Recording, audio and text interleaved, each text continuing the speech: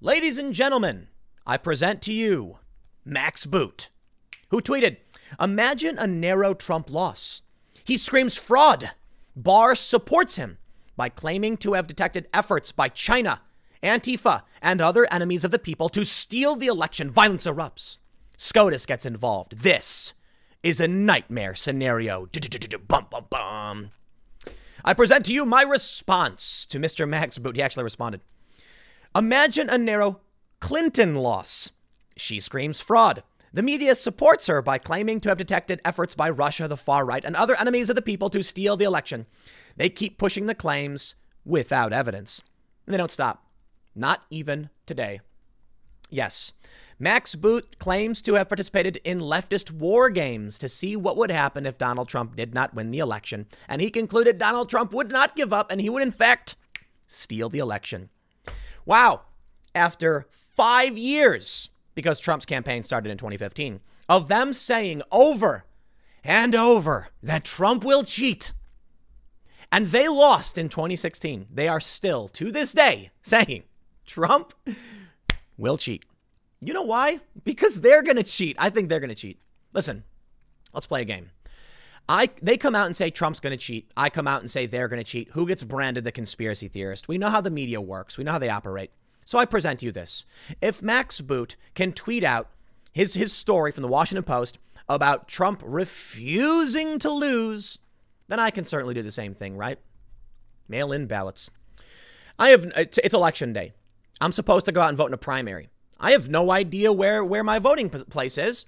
And they linked, the congressman from my area sent out a link so I can search for it. The website's down.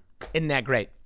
Somebody who doesn't live in my house received a mail-in ballot. They don't live here. Yet no one else received a mail-in ballot. So what am I supposed to do to vote? Don't know. Isn't that called disenfranchisement? So let's talk about who's going to cheat. I don't know. Everybody, I guess. But they certainly think it'll be Trump. What if Trump loses but insists he won? I got to say, ladies and gentlemen, I really do believe they will cheat. I do. You know, look, not to get conspiratorial or anything, but in 2016, I believed Trump had the American, I don't know what the right word is, but I believed he would win off of the fact that he was a high profile celebrity and the American people were chanting and cheering for him. But I thought he would not actually win because they wouldn't let him win, right? I thought in 2016 they'd play games. I don't trust our election process. Most people I know don't. I know very few people who are actually confident in the election process, period. Most people just believe they're voting for the lesser of two evils. Based on everything I've seen with stories like this to me, what if Trump loses but insists he won? I'll give you the gist. They have been pushing this narrative that when it's a counter move, in my opinion. Trump said mail-in votes equals mail-in voter fraud. So what do? They counter with stories saying, come November 4th, Trump will insist there was voter fraud and use this to steal the election. Now, why would they do this? That way, when it invariably happens and there is mail-in voter fraud and Bill Barr does call it out, they'll say, see, we told you this would happen. This is proof. They're cheating. That's the game, huh? Now, I don't know what's going to happen. Maybe Trump does win in a landslide. Maybe he doesn't. Maybe Biden nominates Hillary Clinton and then Biden has a stroke. I have no idea. And then Hillary's president, whatever. Maybe Joe Biden nominates Bernie Sanders for his VP. They both have strokes after winning, and then Nancy Pelosi becomes president, I guess. Okay, let's read. On his present trajectory, President Trump is heading for a whopping defeat in November. The Economist says there's nearly a 99% chance that Joe Biden will win more popular votes and around a 90% chance that he will win more electoral college votes. But what if Trump won't concede defeat?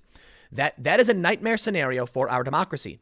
That could make the 2000 showdown over the Florida's hanging Chad seem like a grade school dispute by comparison.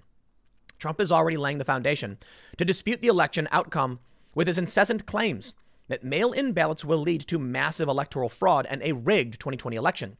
Election officials label such concerns as preposterous and false, but they will serve as an excuse for the Republican Party to purge voter registration rolls, limit mail-in ballots, close polling stations in minority areas, and challenge in-person voting by minorities, whatever it takes to win. Can I just stop you right there? I live in a blue district in a blue state, and I have no idea where my polling location is. As far as I know, I didn't get any letters telling me where it would be. I'm being told now it's all mail-in ballots, but I didn't receive a mail-in ballot. I received an application, but other people got mail-in ballots who didn't apply for them. You want to talk about disenfranchisement? Shut up and stop talking about Republicans. This is New Jersey, dude. It's a blue state. It's doubtful that anything Trump does will produce a popular vote victory. I agree with that. He lost by nearly 3 million votes in 2016 and will probably lose by a greater margin this year.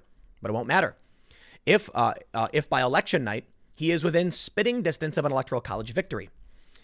Here's where it gets fun. I recently took part in a war game to see what would happen under those circumstances. The session was organized by the Transition Integrity Project, a nonpartisan group founded by Rosa Brooks of Georgetown Law School and Nils Gilman of the Berggruen Institute.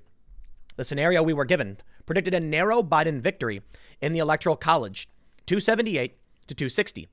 Various participants played the role of the Trump campaign, the Biden campaign, Republican and Democrat elected officials, the news media, and other key players to see what would happen next. I was on Team Trump, and needless to say, we did not concede defeat. Well, you simply chose not to. I mean, think about it. You're playing a war game. You can go, we lose. Thank you all very much. Have a nice day. But because in their deluded minds, Trump is literally like the villain of the worst horror movie ever, they're like, well, we're obligated to cheat because that's what Trump would do. We went to work ruthlessly and unscrupulously, utilizing every ounce of power at our disposal to secure the 10 electoral college votes to swing the election. We focused our attention on 3 of the swing states that Biden won in our scenario, Michigan, Wisconsin, and Pennsylvania, because in all 3, Republicans control both branches of the legislature.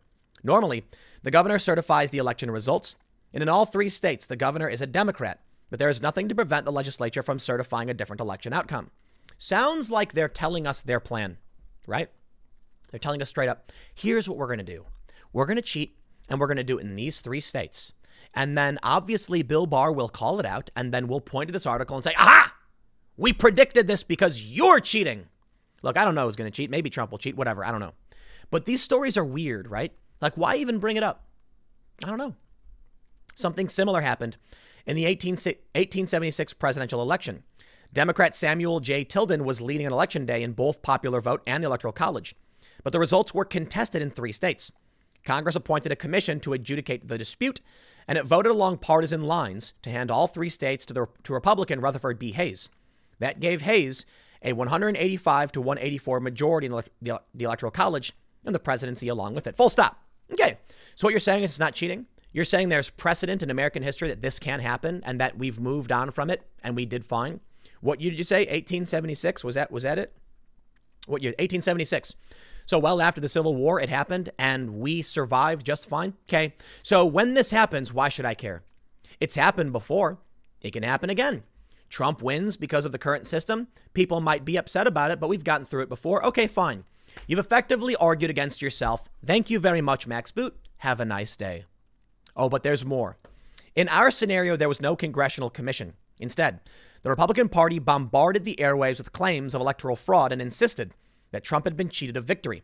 The GOP filed suit to prevent the certification of the results.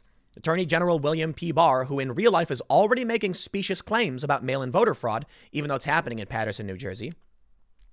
And where is it? Okay.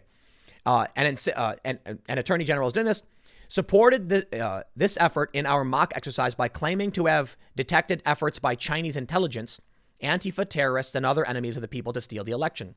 The goal was to tie up the proceedings in the courts, initially at the state level, and quickly force the Republican-dominated Supreme Court to intervene. Yes, if Roberts, the swing vote, actually supports Trump. While this was going on, chaos reigned in the streets, with pro and anti-Trump activists mobilizing massive protests and violence erupting. Democrats believed that mass protests could force the government to respect the election outcome. But as Team Trump, we calculated that such chaos would help persuade the Supreme Court to intervene to shut down the dispute. In 2000, even two of the more moderate conservative justices, Sandra Day O'Connor and Anthony M. Kennedy, voted to end Florida's recount and hand the election to George W. Bush. Could we count on Chief Justice Roberts, the current swing vote, to resist similar pressure? The danger of an undemocratic outcome only grows in other scenarios that were war-gamed by other participants. For instance, what if there is no clear-cut winner on election night? with Biden narrowly ahead in the Electoral College, but with Michigan, South Carolina, and Florida still too close to call. The participants in the war game concluded the result would be near civil war in the streets. Far-fetched rumors are enough to bring out armed right-wing militias today. Imagine how they would respond if they imagined that there was an actual plot afoot to steal the election from their hero. It is impossible to write off such concerns as far-fetched, given how many seemingly far-fetched things have already occurred in the past 4 years. Trump got himself impeached by trying, I'm not going to read this. They're playing games, baby. They're still playing Russiagate. They're still playing Ukrainegate, impeachment. They failed. Yeah. Let me tell you something, friends. I am getting out of New Jersey for a variety of reasons. We have warned many people, get out of the cities. What if Max Boot isn't wrong? What if the war game they enacted comes true? What if there is at least the perception of some kind of voter fraud in these states? What happens if violence does erupt? Near civil war in the streets, he says. It's possible. And that's why gun sales are going through the roof. Have you been paying attention at all? I don't know what will happen, but I know that I went out and I bought a bunch of guns legally to protect myself. I'm in New Jersey. You can't leave the house when they stay in my house, locked up, safe and secure. And I'm going to be leaving this state because I'm concerned about living in an urban metro, going somewhere to the middle of nowhere. I'm not kidding. To be fair, it's because we're expanding, and I talked about this. We're going to do a whole bunch of cool stuff. We're going to have new videos, new channels. And so it's not like it's time to bug out and prep and get in your van and go hide in the woods. But I would say it's time to be cautious about the violence we've seen so far. Think about it this way. We had a month of riots still going on. The worst was about a week of ongoing riots across this country. Maybe longer, like a week or 2 weeks. What do you think happens if Trump wins or loses? Take care of yourself, everybody. I got one more segment coming up in a few minutes. Stick around, and I will see you all shortly.